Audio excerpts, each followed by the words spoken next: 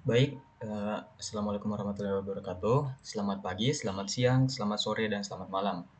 Perkenalkan, nama saya AM Yusran Mazidan dengan NIM H07123104. Kali ini saya akan menunjukkan bagaimana cara menginstal dan menjalankan Apache Spark. Nah, pertama-tama kita harus tahu apa saja yang dibutuhkan dan apa itu Apache Spark. Jadi Apache Spark itu adalah suatu aplikasi untuk membantu kita dalam mengolah big data bersama dengan Hadoop. Nah, jadi pertama-tama kita harus tahu apa itu Hadoop.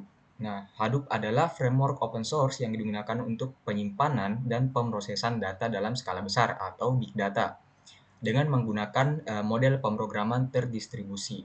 Nah, Hadoop ini terdiri dari beberapa komponen utama, yaitu yang pertama adalah HDFS atau Hadoop Distributed File System yang berfungsi sebagai sistem penyimpanan terdistribusi. Selanjutnya adalah MapReduce, yaitu model pemrograman untuk pemrosesan data terdistribusi. Nah, selanjutnya ada Apache Spark yang akan kita install sekarang, yaitu dia itu juga digunakan dalam proyek sebagai framework komputasi terdistribusi yang lebih cepat dibandingkan dengan MapReduce dari Hadoop tadi. Nah, karena Apache Spark ini mendukung pemrosesan in memory, di mana Spark ini dirancang untuk menangani berbagai beban kerja komputasi besar, termasuk pemrosesan batch, pemrosesan streaming, serta analisis data interaktif dan machine learning. Nah, dibandingkan dengan MapReduce yang membutuhkan penyimpanan ke disk di setiap tahapan pemrosesan, Spark ini lebih efisien karena menyimpan data dalam memori selama pemrosesan ini berlangsung. Nah, hal ini membuat Spark sangat cocok untuk analisis big data yang memerlukan kecepatan dan fleksibilitas tinggi. Jadi, tujuan dari instalasi ini adalah untuk menyediakan lingkungan Hadoop serta Spark yang mudah digunakan serta dapat berjalan dalam lingkungan terkontainerisasi menggunakan Docker. Nah, di sini saya menggunakan Docker karena eh, dalam Hadoop dan Spark memiliki perbedaan versi Java yang akan digunakan. Selain itu, versi Java yang akan digunakan juga berbeda dengan versi Java yang ada di laptop saya atau di komputer kebanyakan, di mana versi Hadoop dan Spark yang digunakan itu menggunakan versi yang lebih lama dari versi terbaru, sehingga akan terjadi kesulitan. Ditambah best practice dari yang saya temukan, best practice dalam menggunakan Apache dan Apache Hadoop dan Spark itu menggunakan Docker untuk memudahkan berkomunikasi dengan aplikasi yang kita buat nantinya. Nah, untuk menggunakan Docker, terdapat beberapa spesifikasi, seperti misalnya kita membutuhkan minimal CPU dengan 4 cores, terus minimal yang rekomendasinya itu menggunakan RAM 8 GB, serta sekitar 50 GB space untuk penyimpanannya. Selanjutnya, perangkat lunak yang dibutuhkan yang perlu terinstal dalam sistem operasi kita adalah Docker. Di sini saya sudah menginstalnya. Nah, selanjutnya untuk langkah-langkah instalasinya. Nah, di sini karena kita menggunakan Docker, kita menggunakan yang namanya Docker Compose, di mana Docker Compose ini akan secara langsung menjalankan Hadoop dan Spark-nya. Nah, di sini Docker Compose itu bekerja dengan menggunakan service, di mana misalnya untuk namenode dalam Hadoop itu tersedia servisnya sendiri dengan port yang terbuka itu sendiri. Nah, jadi di sini kita buat namenode dan data node untuk Hadoop-nya, sekaligus resource manager-nya.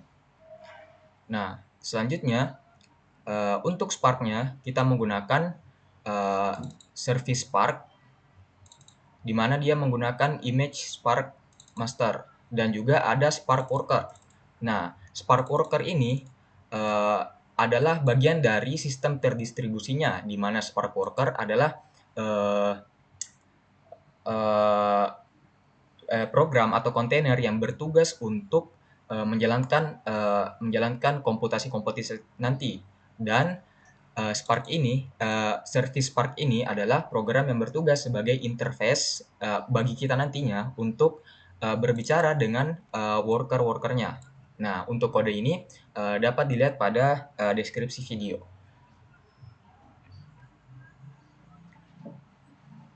Nah, selanjutnya kita akan mulai menjalankan program ini. Pertama, kita harus masuk ke dalam direktori yang sama dengan file yang kita buat, yaitu file docker/compose.yaml. Lalu, kode yang kita buat itu pastikan sesuai. Lalu kita jalankan di terminal. Nah, untuk kodenya itu kita menggunakan docker compose upmindi. Lalu kita tekan enter. Nah, setelah itu semua kontainer atau service yang telah kita buat itu akan terjalankan. Nah, hal ini juga bisa kita lihat di aplikasi Docker desktop kita. Kita ke containers. Nah, di sini kita bisa lihat semuanya berjalan dengan aman. Nah, selanjutnya, untuk mengecek apakah kita bisa mengakses Hadoop dan Spark-nya, kita tinggal masuk ke port yang telah kita buka. Misalnya, untuk Hadoop-nya, yang kita buka itu untuk akses UI-nya adalah port dengan localhost dengan port 9870. Nah, di sini kita bisa akses Hadoop kita.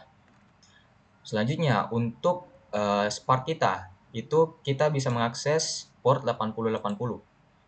Nah, di sini kita bisa lihat kita menggunakan versinya dan menggunakan resource sebagai berikut. Nah, begitu tadi cara menginstalasi Spark-nya menggunakan Docker.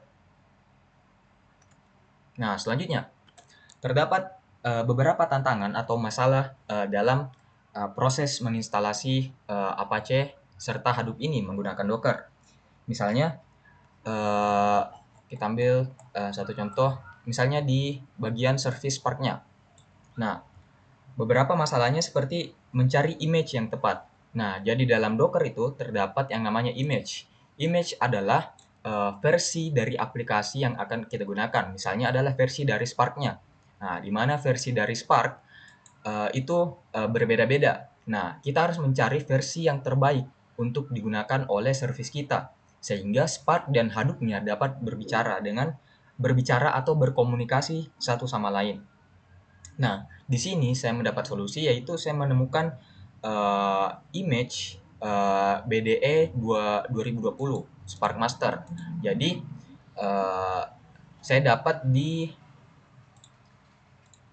di Docker Hub itu pembuat image-nya yaitu BDE 2020 yang menyediakan berbagai macam jenis kontainer khusus untuk big data seperti Spark dan Hadoop, Hive dan lain-lainnya. Nah, selanjutnya masalah yang saya temukan yaitu untuk mencari konfigurasi yang tepat. Nah, di mana untuk berkomunikasi antara Spark dan Hadoop itu harus memiliki konfigurasi yang tepat. Nah, di sini saya menemukan solusi di mana networks dari yang digunakan oleh Hadoop dan Spark nantinya itu harus sama, yaitu saya membuat network dengan nama HadoopNet sehingga Spark dan Hadoop-nya dapat berkomunikasi satu sama lain.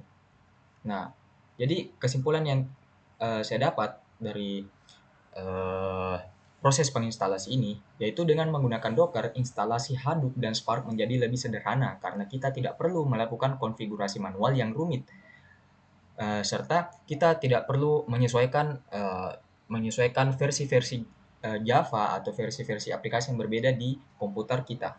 Nah, Docker juga memungkinkan kita untuk menjalankan lingkungan big data dalam mode terisolasi tanpa mengganggu sistem utama tadi. Nah, penggunaan Spark dalam ekosistem ini memungkinkan pemrosesan data yang lebih cepat dan efisien dibandingkan dengan menggunakan MapReduce dari Hadoop. Nah, secara keseluruhan pengalaman instalasi ini menunjukkan bahwa pendekatan saya berbasis Docker ini sangat cocok untuk pengembangan dan eksperimen dalam big data.